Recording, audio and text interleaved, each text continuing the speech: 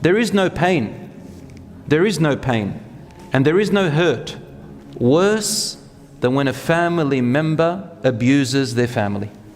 There is no pain or hurt worse than when a family member cuts off their family member, or hurts them, or violates their right, or acts in violence towards them, and so on. We all see it. And I get stories day in, day out, my brothers and sisters. It doesn't matter who. I get it from mothers and fathers. I get it from daughters and sons about their parents. I get it from siblings against their siblings. I get it from nieces and nephews against their uncles and aunts against their nieces and nephews. All of them. I get it from everywhere. It's not just one, brothers and sisters. And this means that everyone has to play a part, and there are people who are worse than others. A family unit has to be collective. We said that in Islam, the family is made up of family members who are connected to the shared womb. Some are closer than others, and some have rights and boundaries more restricted than others. So you have rights, they have rights. There are boundaries they cannot enter upon you. They have boundaries you cannot cross. Each individual, Allah has given them rights, boundaries, and Allah subhanahu wa ta'ala does not make anybody a controller or an owner of anyone else. Parents don't own their children. You don't own your children. Some parents tell me, that child is mine, I own them. No, you don't. Allah owns them. They are a trust that we have to look after. Allah gave them to us. Sometimes we feel that we own our siblings. Sometimes we feel we own our own parents. I've seen that. A child goes and gets married. I've seen it many times. Sometimes the mother thinks she controls and owns her son. Take him away from his wife.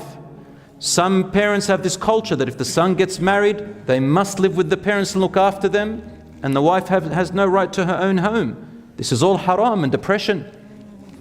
Some people feel they own their children so much that they think that they're supposed to listen to their parents on who their parents choose they should marry.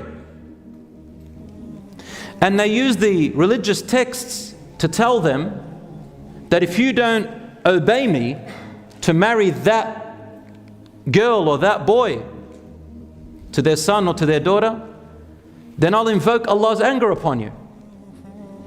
I will tell you, brothers and sisters, if you're a parent, and inshallah you're not like that this dua, if you make that, you are the one who is in sin.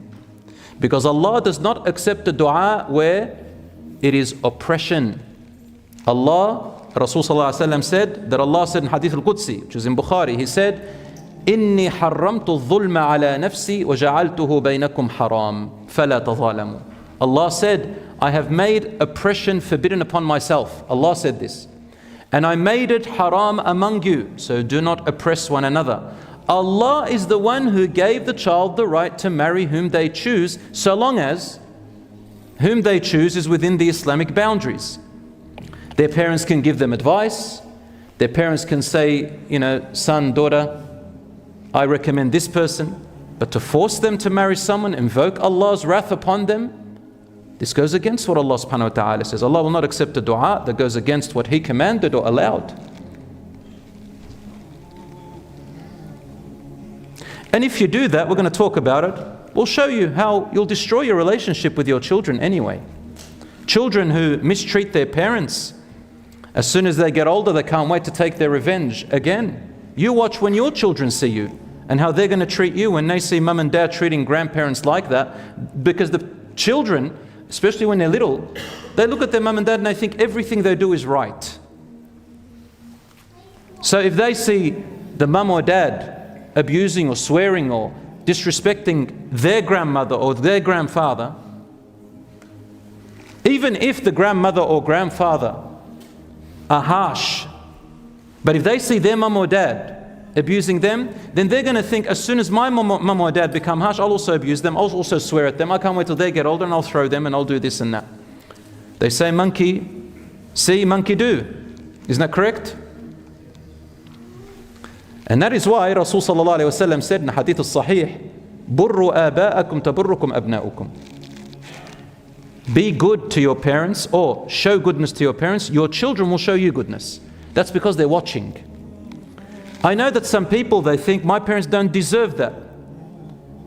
Brother and sister, you need to break that cycle, because otherwise you'll be playing also a role in continuing that cycle. And your children, after you are gone, they'll continue that cycle and on and on and on. In the Quran, there's a muslih and mufsid. Allah says that in the Quran there are those who fix and those who ruin. We have the ability when we become adults, inshaAllah, to build our health, to get support, inshaAllah, learn our deen and break that cycle. What's the problem with that? Allah is going to judge every single person for what they did. Allah will judge the parents. If they betrayed the trust which He gave them, which are their children, Allah will judge the children if they betrayed the trust towards their parents. Allah will judge the siblings if they betrayed the trust with their siblings. Allah will judge the husband and wife against each other.